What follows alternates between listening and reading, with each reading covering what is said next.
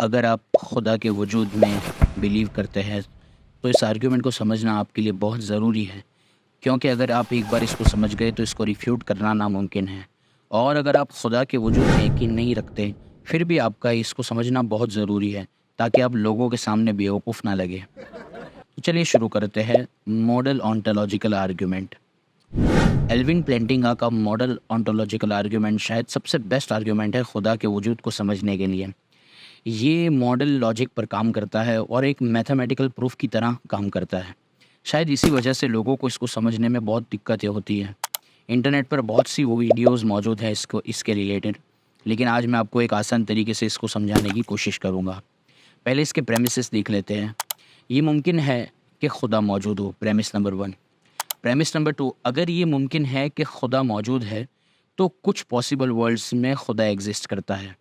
Premise number 3, अगर खुदा कुछ पॉसिबल वर्ल्ड्स में एग्जिस्ट करता है तो खुदा सारे पॉसिबल वर्ल्ड्स में एग्जिस्ट करता है। प्रेमिस नंबर 4, अगर खुदा सब पॉसिबल वर्ल्ड्स में एग्जिस्ट करता है तो खुदा एक्चुअल वर्ल्ड में भी एग्जिस्ट करता है। प्रेमिस नंबर 5, अगर खुदा एक्चुअल वर्ल्ड में एग्जिस्ट करता है तो खुदा एग्जिस्ट करता है। अगर आप पहली बार ये देख रहे वीडियो तो आप ये सोच रहे होंगे कि ये लॉजिक समझ में नहीं आई, ये क्या बात हुई।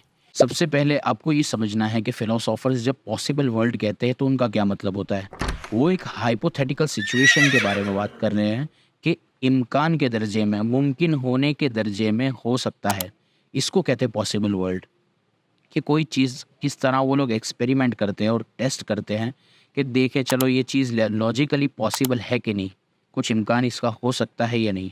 कुछ अक्लमंद बेवकूफ़ एथिस्ट ये बात कहते हैं कि इस लॉजिक से तो यूनिकॉर्न को भी प्रूव किया जा सकता है। यूनिकॉर्न की डेफिनेशन ये है कि एक ऐसा घोड़ा जिसके सर पर सींग हो।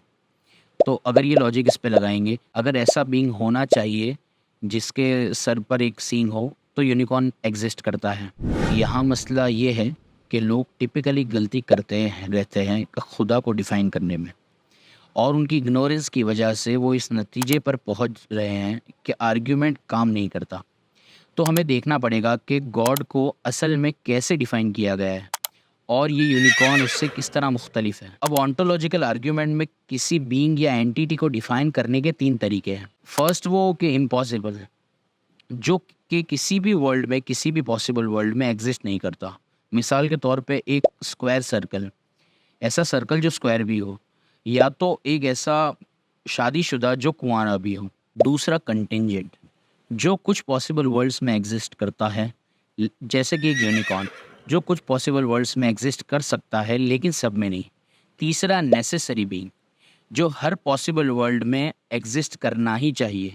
अब हम जब कहते हैं कि कोई चीज़ का ज़रूरी तौर पर पॉसिबल वर्ल्ड में एग्जिस्ट करना ही चाहिए, तो इसका क्या मतलब होता है। ज़रूरी एंटिटीज़ की मिसालें हैं नंबर्स, एब्सोल्यूट ट्रूथ्स और शेप्स की डेफिनेशन। फॉर एग्जांपल नंबर 2 ले लो, इसको किसी ने बनाया नहीं है, ये बस ज़रूरी तौर पर मौजूद है, एग्जिस्ट करता है। एक और एग्जांपल शेप की डेफिनेशन का ले लो। एक स्क्वायर के 4 साइड होने ही चाहिए। एक स्क्वायर 3 साइड्स के साथ एग्जिस्ट नहीं कर सकता, क्योंकि ये किसी भी पॉसिबल वर्ल्ड में लॉजिकली इनकोहेरेंट होता। तो एक ज़रूरी एंटिटी वो चीज़ होती है जो किसी भी पॉसिबल वर्ल्ड में झूठ या फेल नहीं हो सकती, उसको कोई फॉल्सिफाई नहीं कर सकता। इसीलिए ज़रूरी तौर पर उसको हर पॉसिबल वर्ल्ड में एग्जिस्ट करना ही होगा। तो जब हम खुदा की बात करते हैं इस आर्ग्यूमेंट में, हम कह रहे हैं कि अगर वो एग्जिस्ट करता है तो वो एक ज़रूरी एंटिटी होना चाहिए, क्योंकि गॉड एक मैक्सिमली ग्रेट बीइंग, तमाम तरह से अकमल और तमाम तरह से परफेक्ट बीइंग के तौर पर डिफ़ाइन किया जाता है। और एक मैक्सिमली ग्रेट बीइंग वो होता है जो सब क्वालिटीज़ रखता है जो अच्छी हो, जिन्हें हम ग्रेट मेकिंग प्रॉपर्टीज़ कहते हैं।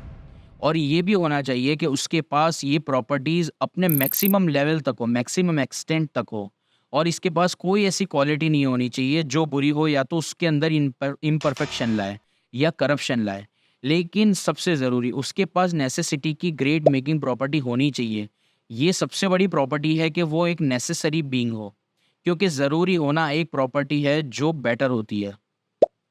अब उन टर्म्स को दोबारा नज़र डालते हैं जो हमने पहले डिफाइन किए थे। अगर खुदा कंटिंजेंट होता तो वो मैक्सिमली ग्रेट नहीं होता, क्योंकि वो सिर्फ कुछ वर्ल्ड्स में एग्जिस्ट करता, और उन वर्ल्ड से कम ग्रेट होता जहां वो सब में एग्जिस्ट करता।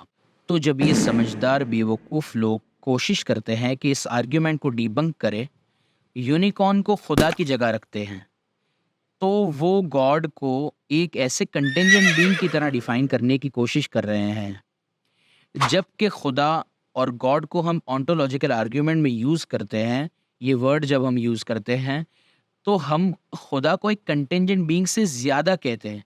वो एक मैक्सिमली ग्रेट बीइंग है, और जो भी मैक्सिमली ग्रेट होता है, उसका एक ज़रूरी एंटिटी होना, यानी नेसेसरी बीइंग होना ज़रूरी है, वरना वो मैक्सिमली ग्रेट नहीं होगा। उसका मौजूद होना ज़रूरी ही है।